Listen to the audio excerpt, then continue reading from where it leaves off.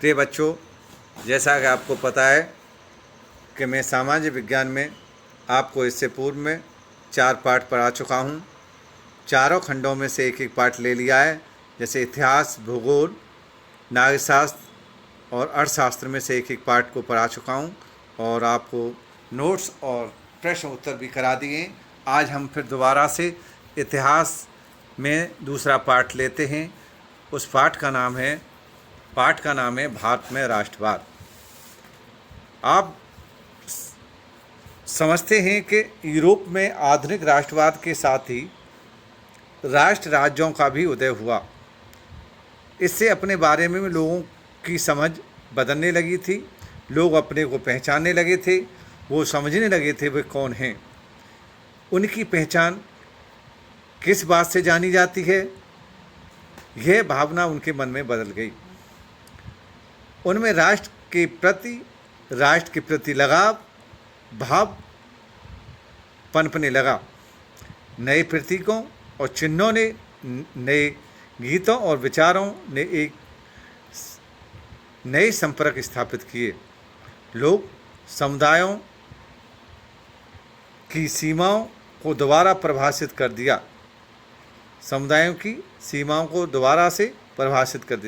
ज़्यादातर लोग देशों में इस नई राष्ट्रीय पहचान का निर्माण एक लंबी प्रक्रिया के साथ हुआ था। दूसरे उपनिवेशों की तरह भारत में भी आधुनिक राष्ट्रवाद के उदय की परिघटना उपनिवेशवाद विरोधी आंदोलन के साथ गहरे तौर पर जुड़ी हुई थी। औपनिवेशिक शासकों के खिलाफ संघर्ष के समय लोग आपसी एकता को समझने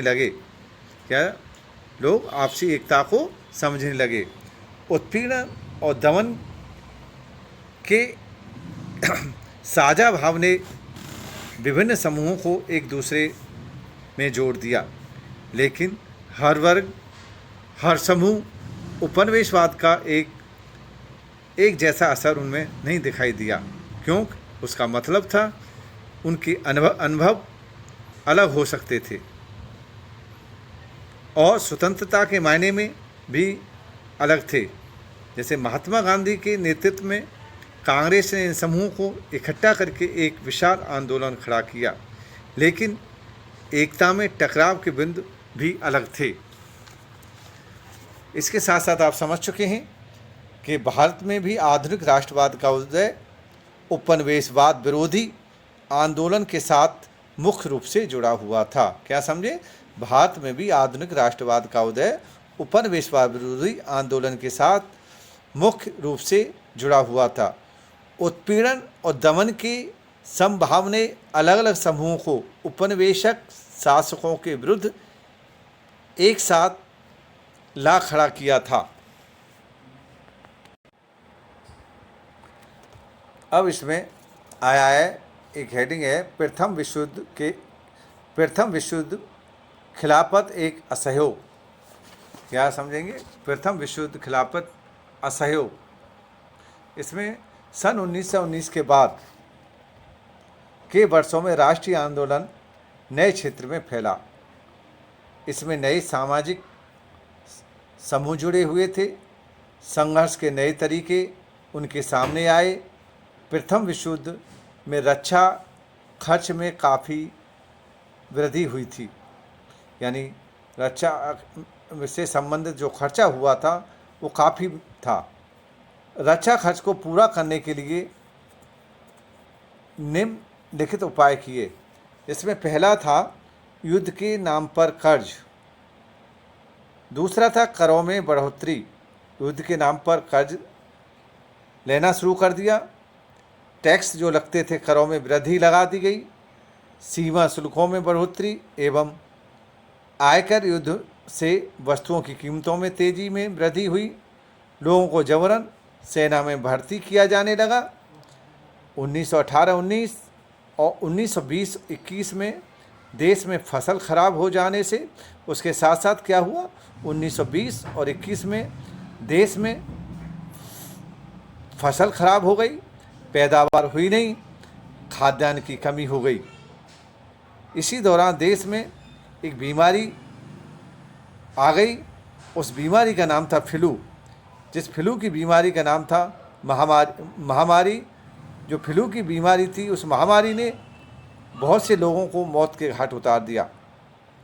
सन 1921 की जनगणना के अनुसार महामारी और दुर्भिक्ष की वजह से देश में 120-130 लाख लोगों की मृत्यु हो गई या वे काल के ग्रास बन गई। अब एक हेडिंग है सत्याग्रह का विचार। क्या लिखा हुआ है इसमें? सत्याग्रह का विचार। जनवरी 1915 में महात्मा गांधी दक्षिण अफ्रीका से भारत लौटे थे। क्या था? महात्मा गांधी 1915 में दक्षिण अफ्रीका गए हुए थे और वहाँ से वो वापस आए। दक्षिण अफ्रीका में गांधी जी ने नस्ल भेदी सरकार का सफलतापूर्वक विरोध किया था। नस्ल भेदी होता है वो आपस में रंग के आधार पर अंतर करते थे। इसे वे सत्याग्रह कहते थे। सत्याग्रह में सत्य की ताकत पर उन्होंने, सत्याग्रह का मतलब था सत्य की ताकत के साथ आग्रह और सत्य की खोज पर बल दिया जाता है। उन्हें आग्रह विनय के साथ उन्होंने जोड़ दिया और गांधी जी का यह कहना था या मानना था कि अहिंसा का यह धर्म सत्याग्रह भारतीयों की एकता के धागे में पिरो सकता है। गांधी जी ने सन 1961 में बिहार के चंपारण, क्या बिहार में एक जगह है चंपारण, 1921 में वहाँ के किसानों को दमनकारी बागान व्यवस्था के खिलाफ संघर्ष के लिए प्रेरित किया। उन्होंने कहा, उनका जो दमन किया जा रहा था बागान में रहने वाले किसानों के साथ, उन्होंने कहा आप एक हों और इसके लिए संघर्ष करें। सन 1917 में गांधी जी ने खेड़ा जिला, ये खेड़ा जिला है गुजरात के किसानों की सहायता के लिए सत्याग्रह किया। यानी वहाँ के किसानों के साथ उन्होंने सहयोग किया और सहयोग के लिए उन्होंने सत्याग्रह किया। सन 1918 में गांधी जी सूती कपड़ा कारखानों के श्रमिकों के बीच सत्याग्रह के लिए अहमदाबाद गए। अब इसमें एक हेडिंग है रॉलेट एक्ट। रॉलेट एक्ट क्या था? रॉलेट एक्ट का मतलब क्या था? सन 1919 में गांधी जी ने एक प्रस्तावित रॉलेट एक्ट के विरुद्ध एक राष्ट्रव्यापी सत्याग्रह आंदोलन चलाने का निर्णय किया। उन्हें क्या, ये जो रॉलेट एक्ट है इसके विरुद्ध राष्ट्रव्यापी हम सत्याग्रह चलाएंगे, ये निर्णय कर लिया।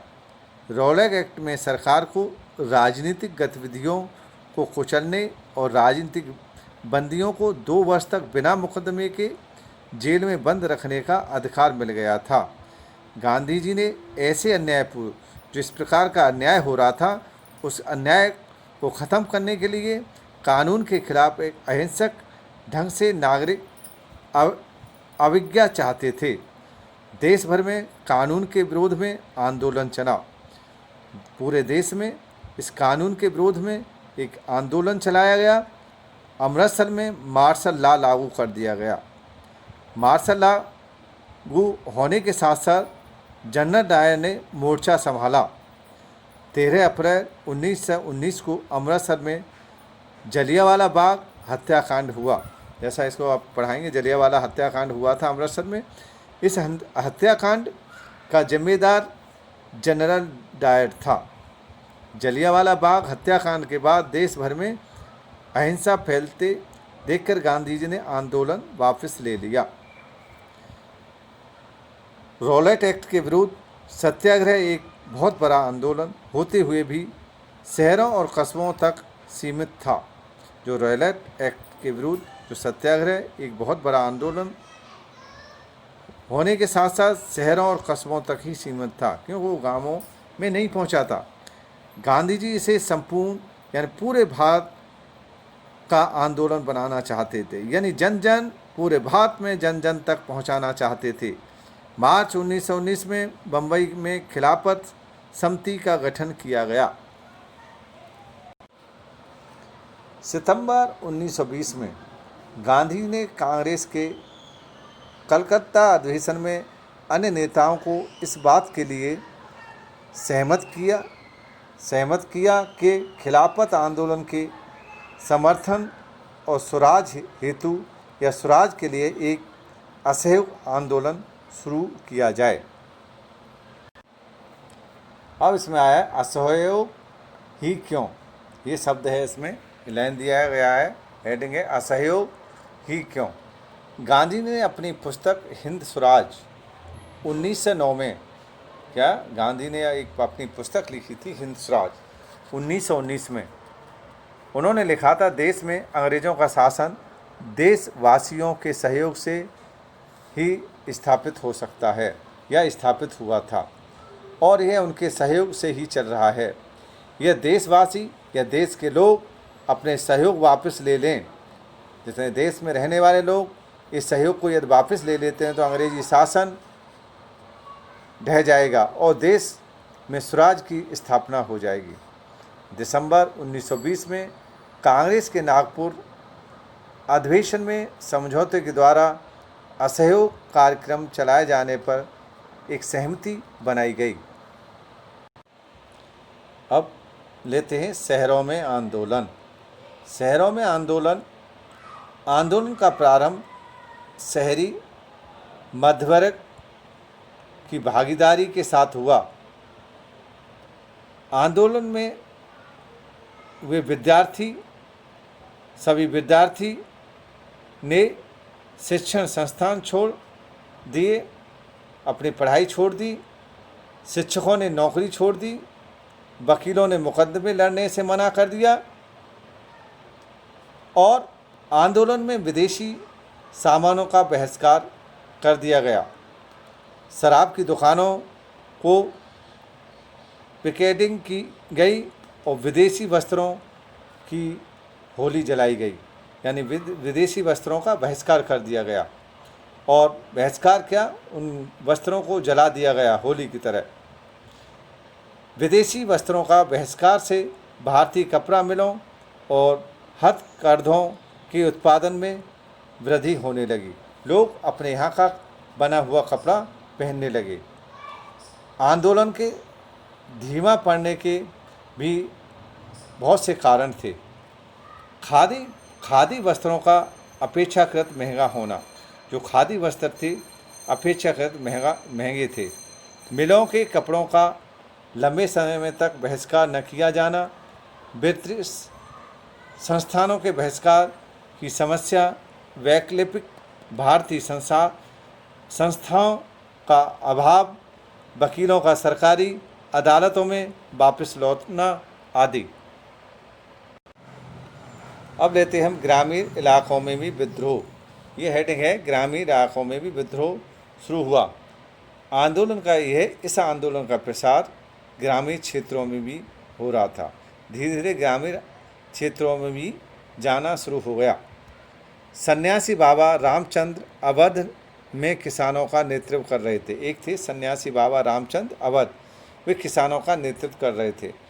बाबा पूर्व में फिजी में गिरमिटिया मजदूर के रूप में कार्य कर चुके थे। एक थी फिजी में गिरमिटिया मजदूर के रूप में उन्होंने काम किया था। बाबा का आंदोलन तालुकेदारों और जमींदारों के विरुद्ध था। जो जमींदार थे उनके विरुद्ध था। वो समझते थे उनके साथ किस प्रकार का शोषण हुआ। किसानों की बहुत सी मांगें थीं, कम लगान हो, बेगार समाप्त खत्म हो, दमनकारी जमींदारी का सामाजिक बहिष्कार हो। जवाहरलाल नेहरू ने भी जून 1920 में अवध के ग्रामीण क्षेत्र का दौरा किया। जो अवध क्षेत्र था 1920 में जवाहरलाल नेहरू जी ने वहाँ का दौरा किया और ग्रामीणों से बातचीत कर उनकी समस्या समझने की कोशिश की। अक्टूबर 1920 में जवाहरलाल नेहरू जी ने बाबा रामचंद्र तथा उनके साथ अन्य लोगों के नेतृत्व में अवध किसान सभा का गठन किया।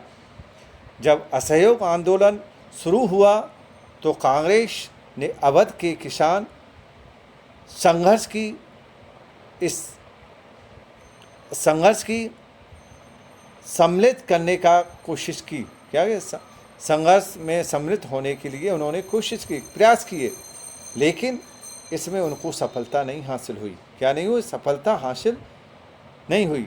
1920 के दशक के शुरू में एक गुरिल्ला नाम का आंदोलन शुरू हुआ। अल्लूरी सीताराम राजू ने लोगों को खादी पहनने, शराब न पीने के लिए प्रेरित किया। उन्होंने कहा ये इन चीज़ों का बहिष्कार करें। उनका मानना था या कहना था कि भारत केवल ताकत के बल पर ही आज़ाद हो सकता है। सन 1924 में उन्हें फांसी दे दी गई। अब इसके साथ साथ बागानों में स्वराज, सन 1859 के लैंड इमिग्रेशन एक्ट के अंतर्गत, क्या 1859 के लैंड इमिग्रेशन एक्ट के अंतर्गत जितने भी लोग बागानों में काम करते थे, उन मज़दूरों को बिना अनुमति के बागान में बाहर जाने की आज़ादी नहीं थी। उनसे कह दिया गया कि आप जो बागानों में काम करते हैं, आप हमारी बिना अनुमति के बाहर नहीं जा सकते, आपको कोई भी आज़ादी नहीं है। असहयोग आंदोलन के संबंध में जानकारी होने पर मजदूर अधिकारियों का विरोध करने लगे। जब उन्हें पता लगा इस आंदोलन का, जानकारी हुई, तो उन्होंने अधिकारियों का विरोध करना शुरू कर दिया। मजदूर बागान छोड़कर घर चले गए। आदिवासियों ने जब स्वतंत्र भारत का नारा लगाया तो वे एक अखिल भारतीय आंदोलन से जुड़ गए। अब हम तुम्हें सबने अवज्ञा आंदोलन की ओर ले चलते हैं। सबने अवज्ञा की ओर इस आंदोलन ने हिंसक होने और सत्याग्रहियों को व्यापक प्रशिक्षण की आवश्यकता को देखते हुए गांधी जी ने फरवरी 1922 में असहयोग आंदोलन वापस लेने का निर्णय लिया। CR दास और मोतीलाल नेहरू ने परिषद राजनीति में पुनः लौटने के लिए कांग्रेस के अंदर ही स्वराज पार्टी का गठन किया। जवाहरलाल नेहरू और सुभाष चंद्र बोस जैसे नेता अधिक तीव्र जनांदोलन और पूर्ण स्वतंत्रता के लिए कोशिश कर रहे थे। विश्वव्यापी आर्थिक मंदी का भारतीय राजनीति पर बहुत बड़ा प्रभाव पड़ा। ब्रिटेन की टोरी सरकार ने सर जॉन साइमन के नेतृत्व में एक वैधानिक आयोग का गठन किया गया। इस वैधानिक आयोग का गठन होने के साथ आयोग को भारत में संवैधानिक व्यवस्था की कार्यशैली का अध्ययन करना था और सुझाव देते थे कि आयोग के सभी सदस्य अंग्रेज थे। क्या थे? आयोग के जितने भी सदस्य थे वो अंग्रेज थे। सन 1928 में जब साइमन कमीशन भारत पहुंचा तो उसका भारतीयों ने विरोध किया। विरोध को शांत करने के लिए वायसराय लॉर्ड इरविन ने अक्टूबर 1929 में भारत के लिए